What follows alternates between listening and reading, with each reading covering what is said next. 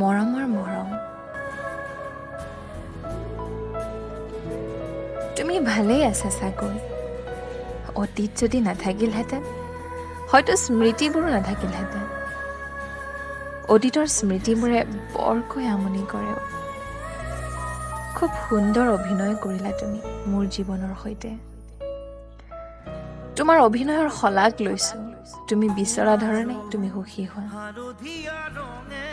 দিন বাগৰি মাহ হ'ল আৰু আজি এটি বছৰ সম্পূৰ্ণত তুমি এৰি যোৱা নদীৰ তীৰত বহি সময়বোৰ গণি আছোঁ। আবেলিবোৰ খুবেই বেদনাদায়ক। দিনবোৰ একোটা শ্মশানৰ পুতলা। স্তব্ধ হোৱা নৈখনৰ গতি আজিও বিচাৰি পোৱা নাই। হয়তো সেয়াই তোমাৰ প্ৰতি থকা মোৰ ভাল পোৱা।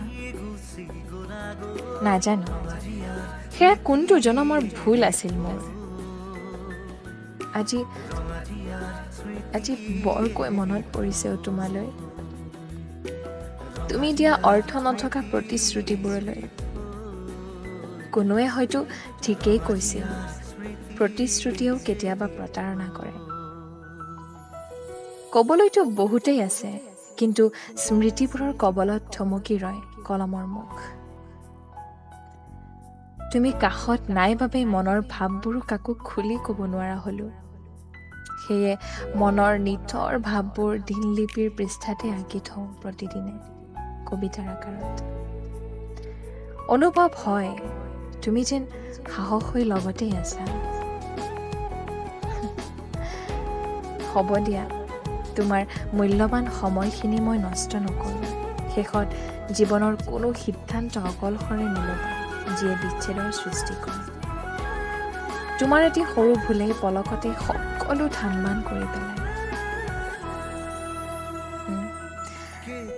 যি কি নহওক, য'তে আছা সুখত থাকা, সুস্থ থাকা, তাৰ বাবে ভগৱানক সদায় প্ৰাৰ্থনা কৰিম। কিন্তু এটা কথা কওঁ, আজি বৰকৈ মনত পৰিছে তোমালৈ। ইতি, তুমি এৰি যোৱা অবুজন ছোৱালীজনী।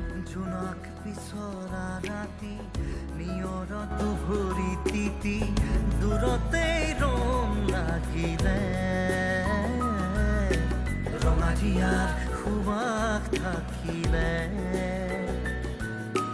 ৰঙাৰিয়াৰ সুবাস থাকিলে।